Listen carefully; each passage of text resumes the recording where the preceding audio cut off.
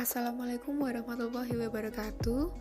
Perkenalkan, kami dari kelompok 3 yang beranggotakan Adinda Putri Salsabila, Ana dari Sofia, Fadil Adiguna, Jenny Galih, dan saya sendiri Safir Oktaviana. Di sini kami akan menjelaskan mata kuliah komunikasi bisnis pada bab 3, yaitu konflik komunikasi dalam organisasi bisnis.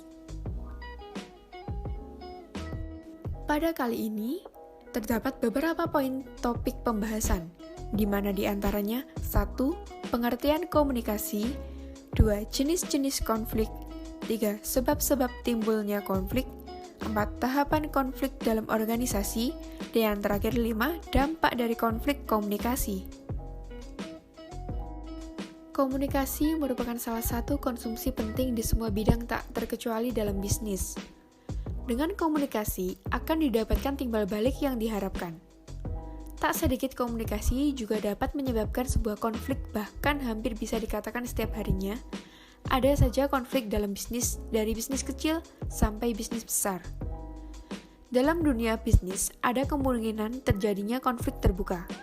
Artinya, konflik yang terjadi antara dua perusahaan akan lebih bisa luas berimbas kepada pihak-pihak di sekitarnya, termasuk di dalamnya adalah publik. Dalam sebuah organisasi sendiri, kemunculan konflik merupakan hal yang biasa terjadi. Apalagi, organisasi selalu diisi dengan orang-orang yang memiliki banyak perbedaan, baik dalam pemikiran maupun prinsip hidup. Perbedaan inilah yang kadang menimbulkan konflik jika tidak diikuti dengan rasa saling menghormati dan menghargai. Yang kedua, jenis-jenis konflik komunikasi dalam organisasi bisnis dengan skala besar maupun kecil. Yang pertama, person-role conflict, di mana peraturan yang berlaku tak dapat diterima oleh seseorang. Yang kedua, inter-role conflict, di mana orang menghadapi persoalan karena dia menjabat dua atau lebih fungsi yang saling bertentangan. Yang ketiga, intergender conflict, konflik yang timbul karena seseorang harus memenuhi harapan beberapa orang. Yang keempat, intragender conflict, konflik yang timbul karena disampaikannya informasi yang saling bertentangan. Yang ketiga, sebab-sebab umum timbulnya konflik dalam organisasi. Yang pertama, salah pengertian. Informasi atau berita yang tidak dikomunikasikan secara lengkap atau utuh dapat menimbulkan konflik.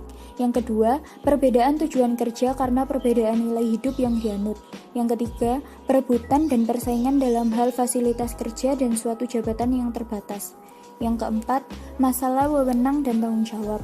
Yang kelima, penafsiran yang berbeda atas suatu hal, perkara, dan peristiwa yang sama. Selain itu, jika dipandang dari sumbernya, konflik juga bisa timbul karena adanya beberapa sebab, antara lain 1. Konflik individu. Timbul ketika seorang individu sedang menghadapi pekerjaan yang tidak disukainya, di satu sisi tetapi harus dilakukannya, dan pada sisi yang lain sebagai bentuk konsekuensi dari status dan jenjang kepangkatan yang melekat pada dirinya. 2. Konflik antar individu. Timbul dalam suatu organisasi akibat perbedaan latar belakang, etnis, suku, agama, tujuan, dan kepribadian antar individu. 3. Konflik antara individu dengan kelompok. Hal ini terjadi karena individu tertentu sebagai bagian dari kelompok dalam suatu organisasi tidak atau kurang bisa memberikan manfaat baik secara langsung maupun tidak langsung, sehingga dikucilkan dari pergaulan kelompok tersebut. 4. Konflik antar kelompok. Konflik ini terjadi karena perbedaan kepentingan dan tujuan yang satu sama lain dan tidak ada yang mau mengalah. 5. Konflik antara kelompok dengan organisasi. Konflik ini timbul ketika organisasi menuntut target produktivitas terlalu tinggi, sedangkan para individu anggota organisasi tidak bisa memenuhi target tersebut. Tahapan konflik dalam komunikasi organisasi. Yang pertama, prakonflik. Kondisi di mana terdapat suatu ketidakserasian yang terjadi di antara dua belah pihak atau lebih, sehingga menimbulkan sebuah konflik. Lalu disusul dengan konfrontasi. Pada tahap konfrontasi, konflik yang tadinya tersembunyi kini jadi semakin terbuka dan diketahui oleh beberapa pihak. Ketika hanya satu pihak yang merasa tidak nyaman atau merasakan masalah, maka kemungkinan para pendukungnya akan mulai menunjukkan perilaku konfrontatif. Lalu terjadilah krisis. Krisis adalah bentuk puncak konflik dalam sebuah organisasi yang timbul akibat ketegangan dan kekerasan yang terjadi semakin besar. Ketika terjadi krisis, maka biasanya akan terjadi perkelahian yang jauh lebih besar. Bukan lagi hanya sekedar melakukan perdebatan atau pertengkaran dengan saling lontar ejekan, tapi juga berupa bentuk fisik. Lalu ada akibat. Pada tahap ini, ketegangan yang dirasakan sudah mulai cukup reda, sehingga tidak ada lagi baku hantam atau aksi saling caci dan hina. Kedua belah pihak akan lebih banyak diam dan menuruti kesepakatan yang telah dibuat, baik secara terpaksa maupun atas kesadaran sendiri. Dampak atau akibat positif dari konflik komunikasi dalam organisasi. Yang pertama, organisasi memiliki dinamika dan jalinan yang akrab satu sama lain karena adanya interaksi yang sensitif antar sesama anggota organisasi, baik yang terlibat langsung dengan konflik maupun yang lain. Yang kedua, orang-orang yang pernah berkonflik memahami akan dampak yang diakibatkan oleh konflik yang dilakukan, sehingga pengalaman masa lalu dapat dijadikan sebagai pelajaran berharga dalam bekerja. Yang ketiga, konflik yang muncul akibat ketidakpuasan atas diberlakukannya peraturan tentang upah atau gaji dan jenis kesejahteraan lainnya yang sebelumnya ditentang, boleh jadi oleh pihak manajemen pemberlakuannya ditunda atau dibatalkan. Lalu yang keempat, konflik yang timbul tetapi bisa diredam dan dikelola secara baik dapat melahirkan kritik-kritik membangun cerdas, kreatif, dan inovatif demi kebaikan organisasi secara keseluruhan, baik jangka pendek maupun jangka panjang.